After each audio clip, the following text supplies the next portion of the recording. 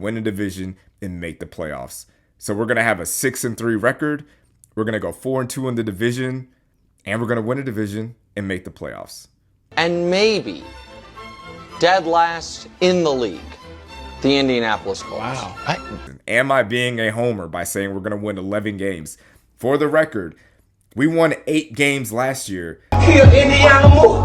We from Indiana move. We some Indiana move. I'm an Indiana move. Touchdown! I-N-D-Y!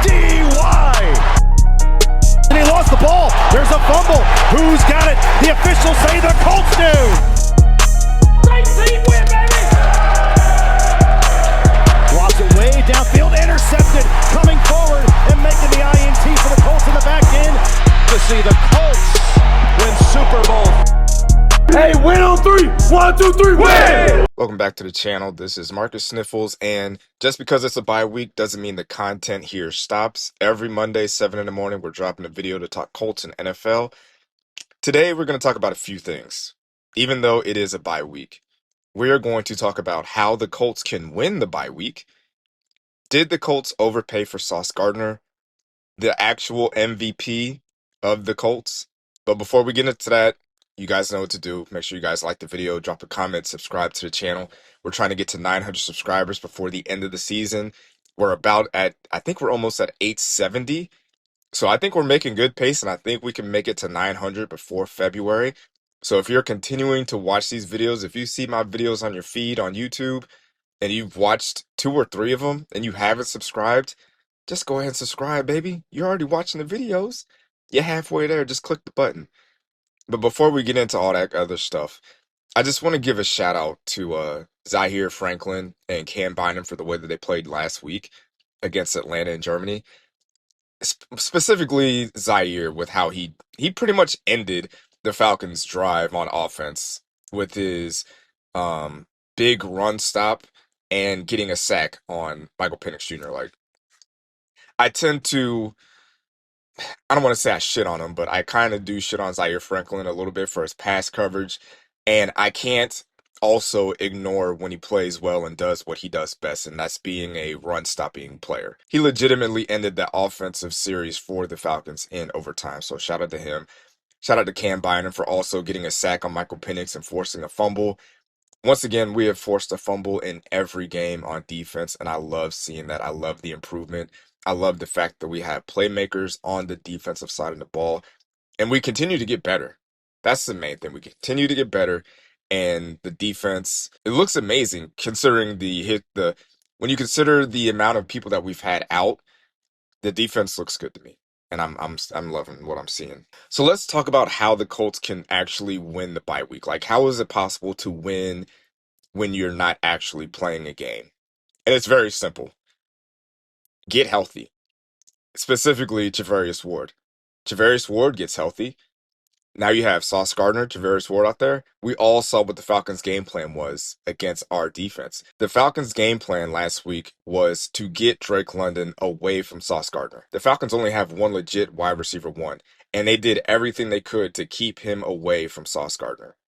And Sauce Gardner just got to the team like 4 days ago, and they were still like, no, we don't want Sauce Gardner on our best guy. A lot of teams do not have legit wide receiver 1s. I don't have legit top 10 wide receivers. So how are they going to hide their best guy? You can't hide him from Sauce. You can't hide him from Ward. What are you going to do? You put him in the slot, you got Kenny Moore and Nick Cross over there.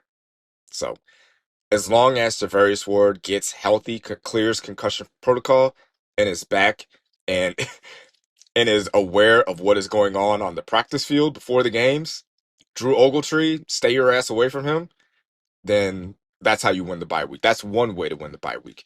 Now, there's other ways to win the bye week that don't have anything to do with what the Colts do. All the Colts have to do is sit back and watch. Now, I predicted that the Colts would win the AFC South and host a playoff game. A lot of people are surprised that they're in the driver's seat for those 2 things. And to keep that momentum, quote unquote, going, the best thing for the Colts to win the bye week is the Chargers beating the Jaguars. That would give us a 4-game lead in the division before we even play the Jags or the Texans twice the rest of the season. And Travis Hunter has been knocked out of the season, so that's another player we don't have to worry about. But if the Chargers can beat the Jaguars this coming week, that's a win for the Colts. That just gives us more cushion in the AFC South to win the division and host a playoff game. Another thing that could happen that would drastically help the Colts is the Patriots getting upset by the Jets. Now, that's not likely, but that would also help. And if the Chiefs were to beat the Broncos, both of those teams, the Patriots and the Broncos, have the same record as the Colts.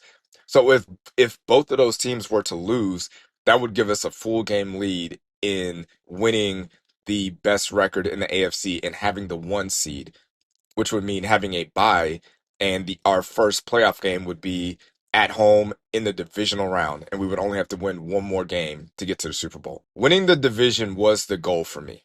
That was my prediction.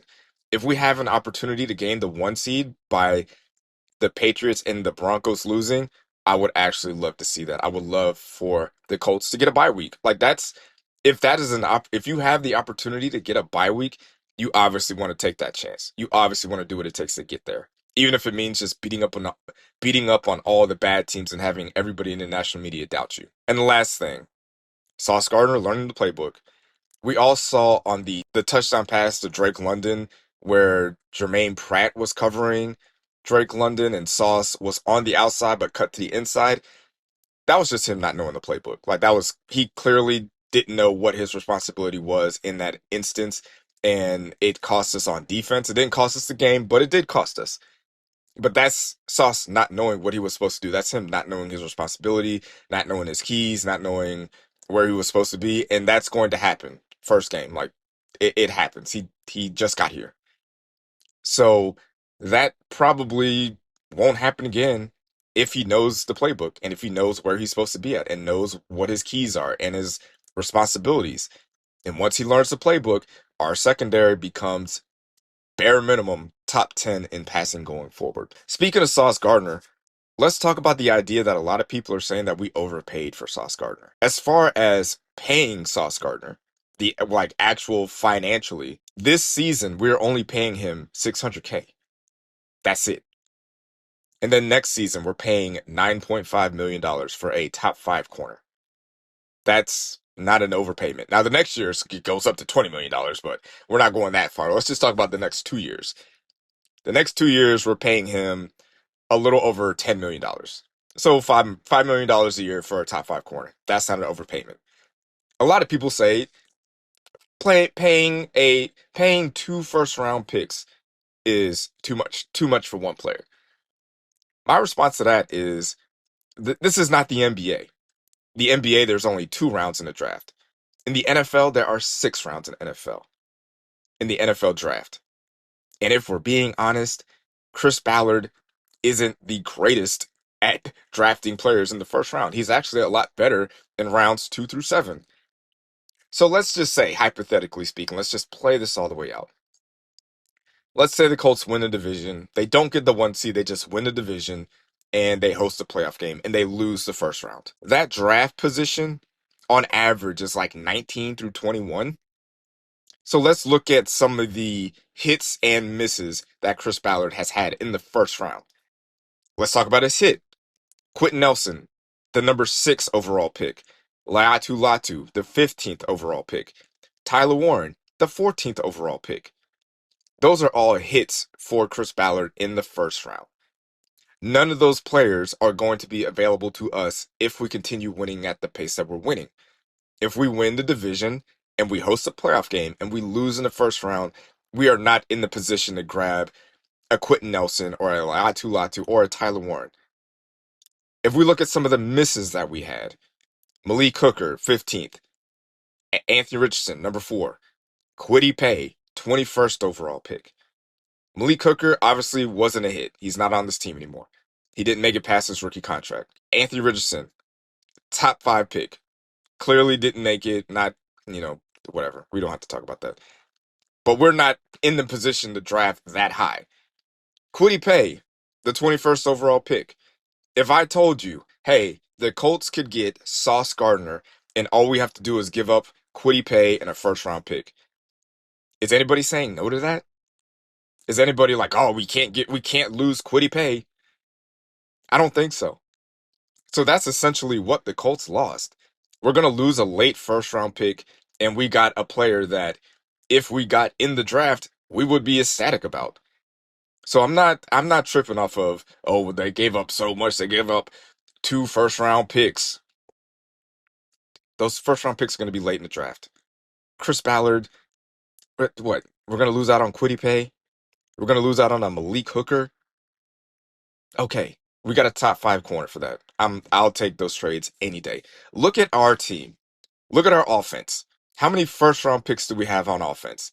Outside of Quentin Nelson and Tyler Warren.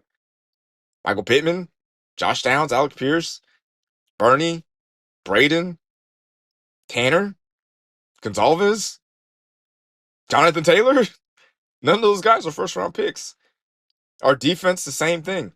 There are no first round picks on that defense outside of Latu and Quiddy Pay. And you would give up Quiddy Pay for Sauce Gardner. If the news broke and Adam Schefter was like, well, there was a trade between the Colts and the Jets involving Sauce Gardner, and it didn't happen because the Colts were unwilling to give up Quiddy Pay, you guys would march to Indianapolis and burn down Chris Ballard's office. Be serious. We did not overpay for that guy. If anything, we underpaid for him. And thank God, because I think he's going to be great. And I think he's going to end up being a top 25 Colt of all time. But we'll save that video for a later date. So let's talk about who the actual MVP of this team is. It's Jonathan Taylor, and it's not close. The idea that people were giving Daniel Jones the credit for what Jonathan Taylor has been doing running the ball is borderline offensive and lets me know that people don't actually watch the Colts, at least when we talk about the mainstream media. Oh, Jonathan Taylor, he's doing all this. Why wasn't he doing this last year? It's obviously because Daniel Jones is here. No, last year, Jonathan Taylor was 4th in the NFL in rushing. In his second year in the NFL, he led the league in rushing. His second year. His rookie year, he was top 3 in rushing. His second year, he led the league in rushing. Last year, he was top 5 in rushing. And now, once again, he is leading the league in rushing. The only thing that is constant in Jonathan Taylor's success, if anything, is Quentin Nelson. Quentin Nelson has been here the whole time. Daniel Jones just got here.